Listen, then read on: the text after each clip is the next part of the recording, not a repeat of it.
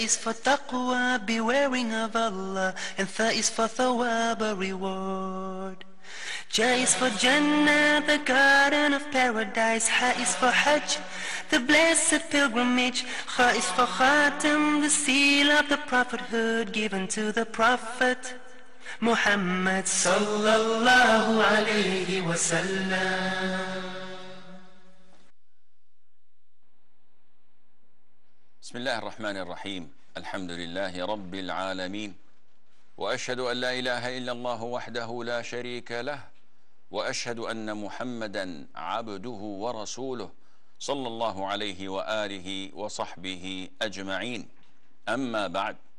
Dear brothers and sisters in Islam, Assalamu alaikum wa rahmatullahi wa barakatuh, and welcome to this new episode of Ask Huda, coming to you live from Jeddah, Saudi Arabia.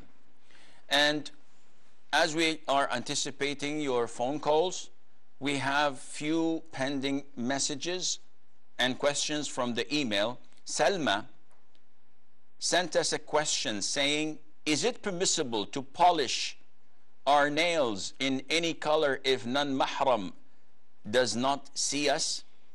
So Salma is asking about the ruling on wearing nail polish and selecting any random color of choice. Would that be permissible?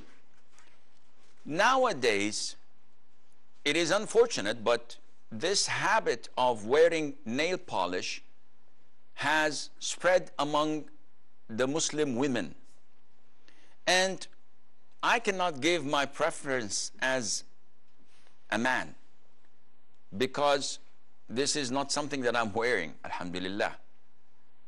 In the beginning, this was a habit of the non-Muslims. It was a custom of the non-Muslims. So at the beginning, the women, so-called the pioneers who adopted it, were imitating the disbelievers in their customs and in their traditions. And they're sinful, and they were sinful for that reason, and Allah Azza wa Jal would hold them to account. Nowadays, unfortunately, it is so spread that Muslims and non-Muslims alike are wearing it. My preference as an individual, I do not like nail polish, regardless of the color, especially when a woman has long fingernails and she puts reddish nail polish on it alongside with all the cosmetics on her face and the paintings. She looks like a monster who had just finished attacking its prey with fingernails and all red, etc. It's, I don't know, this is my own preference, but don't take my word for it. We're talking about Islamically. Nowadays, it, as stated earlier, most of women, Muslim women, wear this. So what's the ruling on it? Inshallah, it is permissible. This is the Islamic ruling. It is permissible, providing that no strangers, male, non-mahram male, would see it. Why? Because this is a form of adornment. Some people like it. Some people would be lured into it or turned on by looking at it. So women must cover it. Secondly, of course, when she applies it, she cannot perform wudu afterwards. So she cannot pray afterwards. But if she is in the state of wudu and she puts it on, she can pray until she nullifies her wudu. Thirdly, when we come to the colors, now up till this moment, the colors are regular and normal among the Muslims. But when a woman comes and wears, for example, black nail polish, even among the non-Muslims, they will probably consider this to be like Satan worshippers. This is something repulsive. They do not accept it to be the norm. Though lots of punks and hard rockers wear it, males as well, but this doesn't mean that we Muslims should follow their footsteps all the way. Secondly, the concept of nail polish nowadays has reached levels of extravagance. I have my nieces and some of my daughters, sometimes they spend hours doing one nail, and you see some decoration on it, and sometimes they may draw a face or give it 6 or 7 colors at the same time. What is this? Is this part of adorning yourself and making yourself beautiful? But this is following the footsteps of the disbelievers. So I would not recommend it. And if it is extravagance, it becomes haram. But if it is not, and someone wastes her time doing this just for the fun of it, I would not say it's haram, but we should have higher aspiration to things that would benefit us in this life and in the hereafter as well. Mubar from Iraq. Hi, Sheikh. What's the name, Akhi? My name is Mubdir. Mubdir. Yes, Akhi. What can I do for you? Mubdir. Yes. My question is burping nullify purity? Is what? Burping. The air passing from mouth. Oh, burping. Okay. Yes. Any more questions? No, thank you, sir. Thank you, sir. Barakallah fiqh, akhi. Okay, brother Mubdir from Iraq is asking about burping. When someone eats too much or drinks too much, and then he passes wind from his mouth, from his stomach, so he's burping. Does it affect the wudu? The answer is no. None of the scholars said that it affects your purity. And there is a hadith which was authenticated by Ibn Hajar in Fath al-Bari, may Allah have mercy on him, where a man burped in the presence of the Prophet ﷺ, and the Prophet told him to withhold his burping, because the longest people to starve on the day of judgment are the longest to have full bellies on this earth, those who are most of the time full. So the act of burping in public is not something appropriate. It is bad manners and etiquette, and one must avoid it. But again, it has no impact on the validity of your wudu, nor even your prayer. Sarah from Nigeria. Hello, assalamu alaikum, Sheikh. Salam wa rahmatullah. Yeah, please, my question is, Sheikh, I'm having a cesarean section on Monday. Inshallah. Inshallah. So what I'm asking is that I know I will not be able to fast for the month of Ramadan. So I want to know, can I feed some people during the period of Ramadan, or I have to pay it back after Ramadan? Okay. When I finished. Any more questions? That's my question. No, that's my question. I will answer you, inshallah, Sarah. All right. Thank you. Sarah's question is that she will not be able to fast the month of Ramadan due to a number of reasons. One, she is about to deliver, which means that it is difficult for her to fast if Ramadan is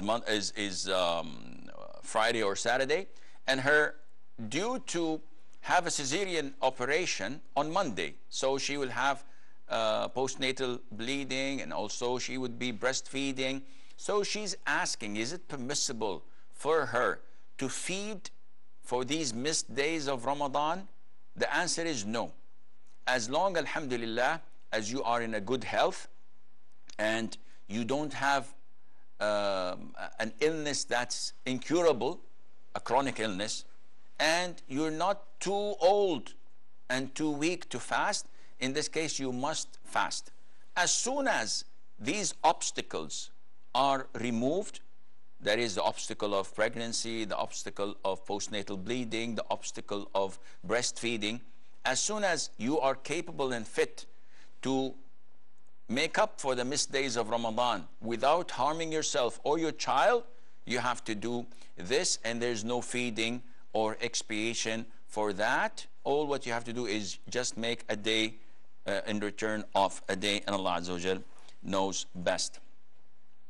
Layla says, if a man saw my hair by mistake without my intention, what should I do? How to repent? First of all, may Allah Azza wa Jal grant you great reward, Layla, for your concern and for your fear of exposing any of your body to non-mahrams or to strangers to see. This is a characteristic that we lack nowadays among the Muslim women, because for ages Muslim women were known to be conservative, to be protective, to be chaste, to be modest. No one can come and look at them and expose them in a showroom. They were always abiding by the Islamic attire until, unfortunately, these few decades ago. For centuries they were like this. Only few decades ago, Muslim women now are showing their flesh, they're exposing their hair, they're not abiding by the hijab, and they don't care. Just turn on any news channel or any TV program in Muslim countries, and you will find shocking scenes. So may Allah Azza wa Jal preserve you and protect you. If it was done unintentional, whether he saw your hair, saw your face, saw your body, this was unintentional, you did not do anything wrong for him to see you in such a fashion, there is no sin, none whatsoever upon you. Didn't Allah Azza wa Jal say in the last verse of Surah Al-Baqarah, رَبَّنَا لَا تُؤَاخِذْنَا إِن نَسِينَا أَوْ أَخْطَأْنَا, O my Lord, O Allah, do not burden us if we forget or we err, we make an error, we make a mistake. So what had happened was unintentional, hence there is nothing for you to do except ask Allah for forgiveness. Latifa from Saudi. Assalamu alaikum wa rahmatullahi wa barakatuh. Wa alaykum assalam wa rahmatullahi wa barakatuh. What can I do for you? Brother Asim, for years I have heard, this goes back to what you had mentioned about the wearing of nail polish. For many years I have heard that the scholars have said that it is un-Islamic. However, I have never yet heard any hadith or specific ayat from Quran quoted in regard to this. And I would please appreciate if you could address that. And Okay. let me also add that nowadays, if it is based on the fact that the water does not penetrate the nail, which is the basis upon which I've been told that the sheikhs say that it is un-Islamic, but nowadays they're making fingernail polish that is, can be Breathable. Breathable. Yes, breathable. Thank you. That's Okay. Thank you. I will answer you, inshallah. Okay, Ayat from Saudi. Assalamu alaikum. Salam rahmatullah. I had a question regarding fasting. Is it not allowed to break your fast after you hear the first adhan, or to start your fast after you hear the first adhan? What I mean is, if you're eating suhoor and the first adhan starts, can you finish eating until the second adhan, or do you have to stop at that? Okay. Any more questions? No, that's all. Okay, I will answer inshallah. Okay, Sister Latifa from Saudi Arabia asked more elaboration on the issue of wearing manicures or wearing, in Arabic we call it manakir. And subhanallah, in Arabic it is the word manakir, which is used for nail polish. It can also be translated into vice and evil in plural. So it's like munkarat or munkar, and it can be the plural of manakir as well. So, but this is beside the point. She says that she has not found any reference in the Quran or in the Sunnah prohibiting nail polish. First of all, the issue of nail polish, I don't believe anyone said that it was mentioned in the Quran or in the Sunnah. But we have guidelines. And one of the guidelines is the hadith of Ibn Umar, may Allah be pleased with him and with his father, where he said that the Prophet ﷺ said in a long hadith, I quote, وَمَن تَشَبَّهَ بِقَوْمٍ فَهُ مِنْهُمْ. So this is the part that we are interested in. Whoever imitates a people, then he is part of them. From this hadith and many other narrations, for example, when the Prophet ﷺ saw Abdullah ibn Amr ibn al-As, may Allah be pleased with him and with his father, and the hadith is narrated in Sahih Imam Muslim. He saw him wearing two garments that were dyed with saffron, and this was known to be worn and used by the idol worshippers. So the Prophet was outraged when he saw this great companion wearing this. Look at the way he addressed him, because he's his disciple, he's his student. He said to him, did your mother order you to wear this? Immediately the man understood his fault. So he said, O Prophet of Allah, shall I wash them? The Prophet said, no, burn them. Washing them would have sufficed, but the Prophet ﷺ wanted to make an example of wasting such money by burning it, so that people would know how severe the sin was. And there are so many examples that I could give and relate to you, but this is not the time. If you look at the Sharia as a whole, you will see that the Prophet orders us, alayhi salatu wasalam, in so many incidents to go against the Jews and the Christians and the disbelievers. So in breaking your fast, you have to make it as quick as possible. Go against them. In postponing and delaying your pre-dawn meal as much as possible, which will bring us to Ayat's question. This is also recommended as Sunnah. Growing the beard, to go against the Jews and the Christians and the fire worshippers. So many, this is not a time for that. In essence, we are told to go against them. So at the beginning, Muslim women did not have this costume and this custom in them. So wearing nail polish was not part of their attire. Likewise, if I were to come tomorrow and put on a Texan hat, and I just walk, you know, with a big Texan hat, or a sombrero from Mexico, or if one of the women would wear one of the custom dresses of Japan, for example, the kimono, I think it's called, and she could barely walk with open steps wearing it, and she says, I like the dress. See, listen, this is not permissible because it's imitating the kuffar. So this is a concept where Islam is based on to have your identity and to avoid such conflict, and Allah Azza wa Jal knows best. Rashid from Holland. Assalamu alaikum. Salamtullah.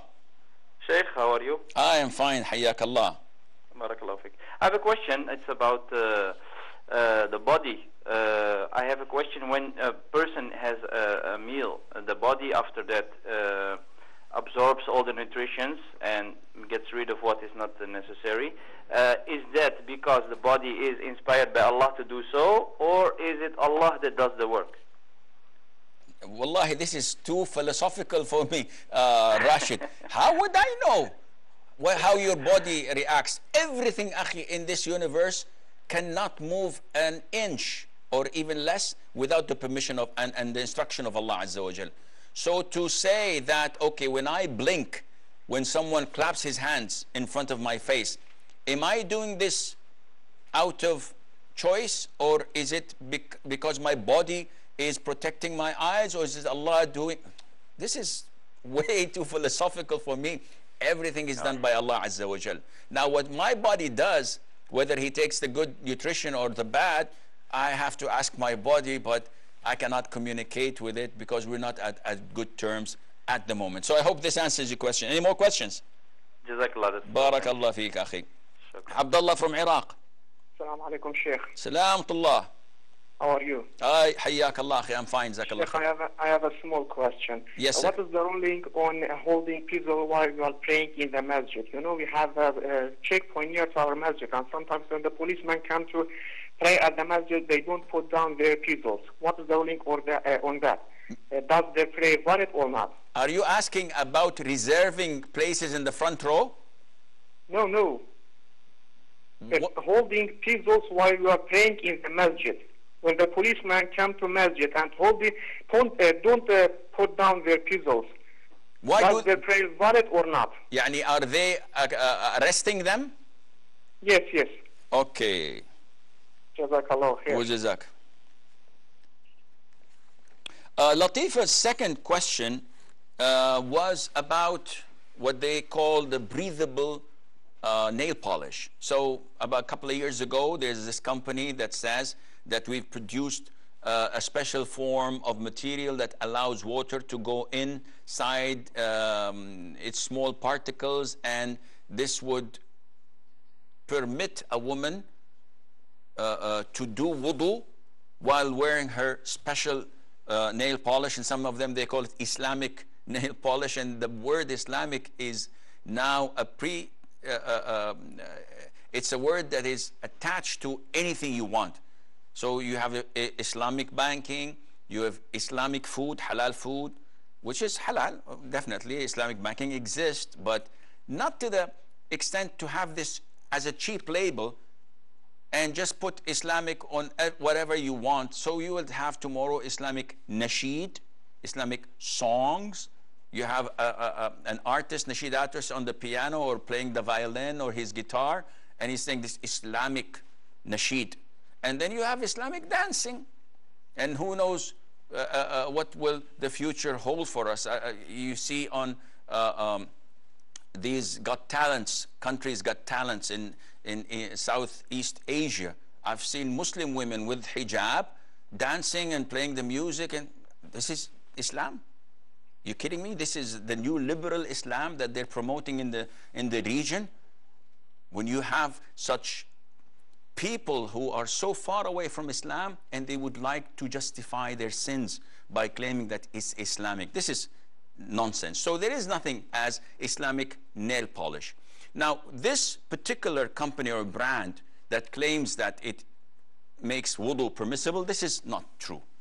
Because as it sticks to your finger and there's a layer, it's not a color. If it's a color like henna, there's no problem.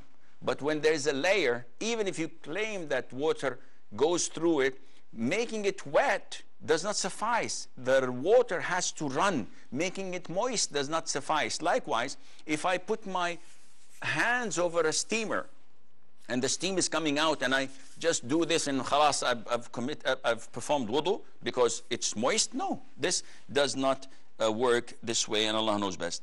Ayat. Her question is very essential for our issue, because now Ramadan is right at the corner. So she says, must I refrain from eating and drinking when I hear the first adhan, or can I eat until the second adhan?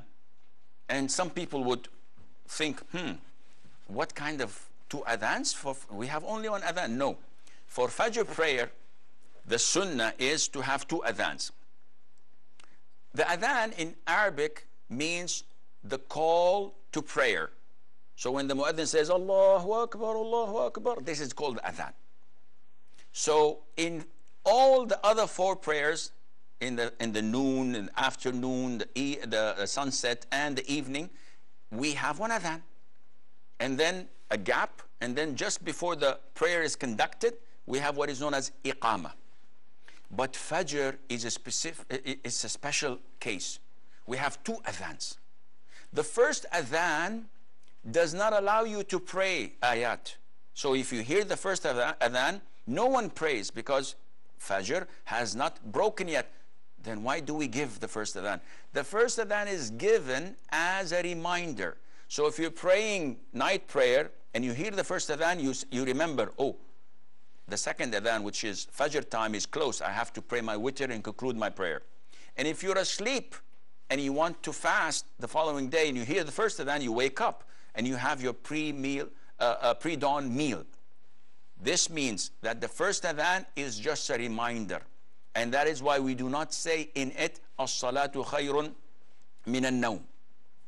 Now you can eat and drink until the second adhan is called.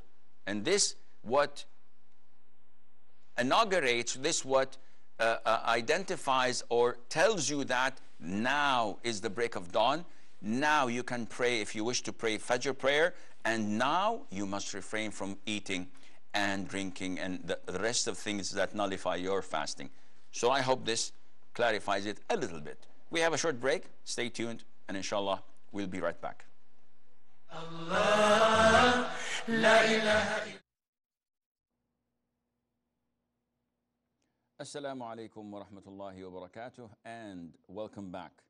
Abdullah from Iraq asked quite a weird question. If someone is in congregation in Masjid and he is arrested or abducted while performing prayer, is his prayer valid?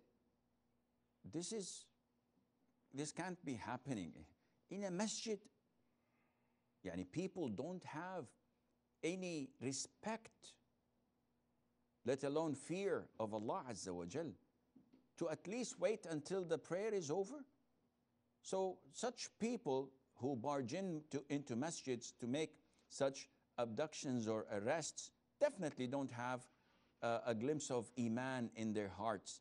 But for a worshipper, if you are praying and someone by force takes you away, this of course voids your salat, because the moment you are turned away from the Qibla, the moment you're walking away or struggling and fighting with them, anyone who looks at you says that you are not praying. So the essence of prayer is gone now, and hence you have to pray again if you get a chance to do that. May Allah Azza wa Jal make life easy for our Sunni brothers in Iraq, and may Allah Azza wa Jal give them honor and restore their empowerment back again, inshallah. Sarah from Bahrain.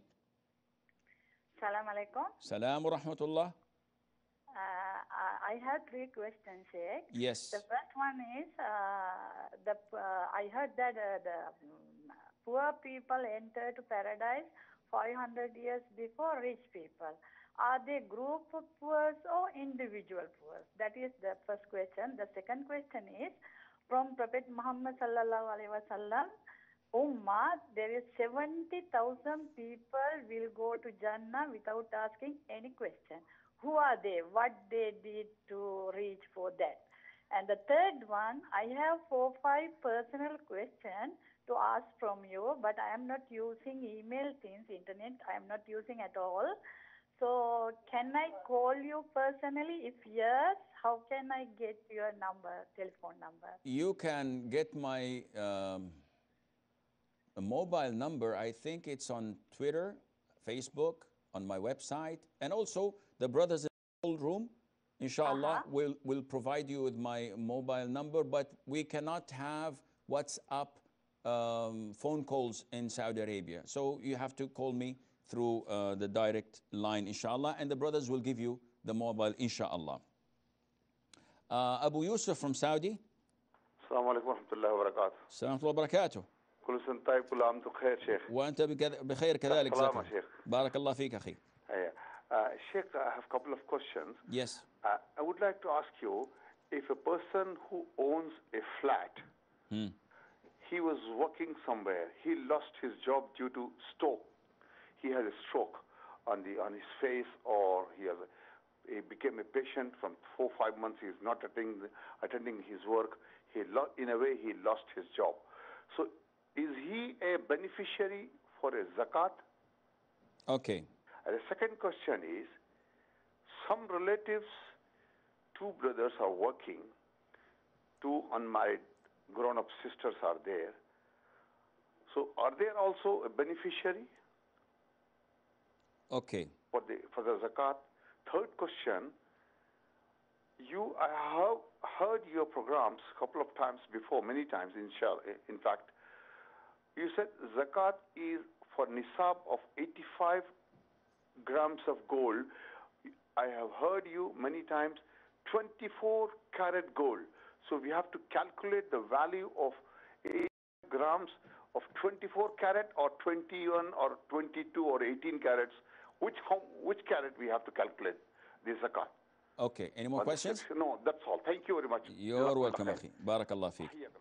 Okay, Sarah from Bahrain, she had 3 questions. Well, actually, there are 2. So she says that in the hadith where the Prophet ﷺ says that I saw the poor from my ummah entering paradise 500 years before the rich. And the rich are at the gates of paradise being held accountable for where they earned and where they had spent their money. Not that they are sinful or going to hell. So she's saying, is this individual poor or as a whole? The answer is as a whole, because not every poor person qualifies to enter paradise.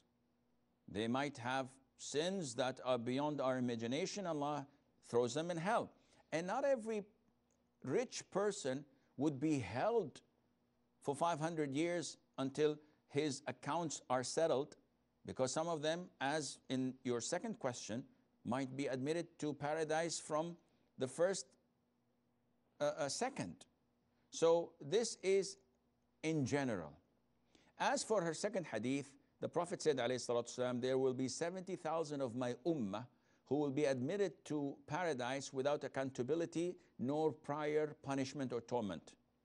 And he explained, ﷺ, that they are those who do not ask people to do ruqya for them, who do not believe in bad omens, and who do not cauterize themselves by using a hot burning rod of metal and putting it in special places, and they have trust and total dependence on Allah Azza wa Jal. So this is their description. And the Prophet told us, sallallahu alaihi wasallam, in another hadith, that with every one of these 70,000, there is an additional 70,000, and you do the math. So Allah's favor upon us is great. May Allah make us all among them. Ajmal from Denmark. Hello, assalamu alaikum, Shaykh. Assalamu wa rahmatullahi wa barakatuh. Shaykh, I have 2 questions actually. The one is regarding my wife, and when she is pregnant and the Ramadan is near and she is feeding, the child is 2 months. And when what is the ruling on this? Should she give the Fidya? What's called the fidya? Okay. Or when she gave the fidya, should she get back the qaza? Second question. And my second question, I am working for post office. Okay. And sometimes, very, very, very rarely, it comes like from a shop. I have to pick something, a package, and in that package that contains like wine or something else, that is haram in our, but I have to take it and deliver it. Is that halal risk, or what's the ruling on this? I will answer your question, inshallah. Okay, Abu Yusuf from Saudi Arabia, he is asking 2 questions on the same topic. So a person who is bankrupt, who lost his job for any reason, but he owns an apartment, does he qualify to receive zakat money? And his siblings, whether they're working or not, do they qualify to receive zakat money? Akhi, don't burden yourself, especially with relatives, because whenever we have zakat money, we tend to look at our sisters, our cousins, our close relatives to give them the zakat, or our close friends. And sometimes we tend to bend the rules a little bit until it breaks. So what is the ruling? You, as mentioned in verse 60, chapter 9, that zakat can be given only to 8 categories. The first 2 categories are the poor and the needy. So if this owner of a flat is classified as poor, he's not, because he's got a flat. But he's classified as needy because he does not have what suffices his needs. So if he is classified as needy, he has no savings, no income, and at the middle of the month, he needs money for essential things such as medication, tuition for the children, food, etc., and he is unable to afford that, he is a recipient of zakat. Likewise, your siblings, if they fit the description, then yes, you can give them from the zakat. Abu Bakr from Libya. Okay. Salam alaikum, Sheikh. Salam wa barakatuh. Okay. Please, Sheikh, I have one question I have to ask. Yes, Akhi. Okay. If a Christian man, please, if a Christian man slaughters a meat or slaughters any or kill any animal, can you eat? Because some of the scholars, they say if a good Christian kills a meat or slaughters a meat, you can eat. Okay. They say because they say if you read the Surah, Quran chapter 5, verses number 3, according to that ayah, if a Christian man kills a meat, you can eat. But Okay. I don't understand, and I have to ask. I will answer you. Any more questions, Akhi? Okay. Yeah, finish. Barakallah fiqh. So Abu Yusuf's third question, he is asking about the threshold known as nisab of gold. So what amount of gold do I have to possess in order to give zakat? The answer is, scholars say that if you have 85 grams of 24 karat gold or more, then you are ordered and obliged to give 2.5% of that as zakat. Can you elaborate? Definitely. If I have 85 grams, or my wife has 85 grams, we would be rich. But this is not the point. If the gold is 24, as in the gold bars that they sell, and it's 85 grams or more, I have to calculate the value, give 2.5% of it. But if my wife has a necklace and few other jewelries that in weight they are 85 grams, but some is 20 carat, some is 18, some is 16, some is 14. In this case, this did not reach the threshold. How? It is 85 grams. Yes, but it's not 85 grams of 24 carats of gold. If you take this to the jeweler shop, and he would calculate, he would tell you, okay, this one that has 20 grams, 20 carats, means that there are 4 missing, which is compensated by copper or other minerals. So the 85 mixed grams of gold is equivalent to 70. And this means that you don't have to give zakat on that. Once it reaches 85 of 24 karat gold, in this case, you must give zakat for that. Mustafa from Nigeria. Assalamu alaikum, ya Sheikh. Wa alaykum assalam wa rahmatullahi wa barakatuh. How are you doing, sir? Good evening to you. I'm fine. Jazakallah khair for asking. What can I do for you? Okay, my question is, which is the correct ruling? When one is going for sujood in salah, do we put the hands first on the ground or the knees? Okay. Any more questions? Yes, and then if you are when you don't meet the congregation Jama'ah in the mosque, that is maybe for a third prayer, do you pray in the mosque or you go home and pray to make up for the missed prayer? Okay. Any more questions? That would be all, ya Sheikh. Okay, I will answer you, inshallah. Okay, Brother Ajmal from Denmark says that if a woman who's pregnant or breastfeeding, what should she do in Ramadan? If she fears for her safety or for her child's safety, not finding enough milk or not being nourished sufficiently enough when she's fasting, in this case, Allah has given her the exemption. She can break her fast. She can skip fasting Ramadan until the obstacles are removed, maybe a year, 2 years, Allah knows, then she's obliged to make up for the missed days. There's no feeding, there's no expiation other than that. His second question, that he works for the post, and sometimes he is ordered to deliver parcels that contain haram objects, DVDs, liquor, pork. Is it permissible for him? The answer is no. This is not permissible for you. Is my earning haram for this particular trip or route? Yes, it is. But other than that, if you are delivering halal things, then this is halal. Your earning of this particular haram thing is haram. So what to do? If it is possible, try to have an agreement with the management that you can only deliver halal things, and you will compensate them through overtime that you will not be paid for, in order to allow you to skip such things. Abu Bakr from Libya, he says, what is the ruling on a Jew or a Christian slaughtering a meat? Can we eat from that? The answer is definitely yes. As you've mentioned in chapter 5, verse 3, Allah told us that their slaughtering is halal for us, providing that the animal is halal. So if they slaughter a pig, this doesn't work. If they slaughter a lion or a tiger, this doesn't work, because this is haram for us.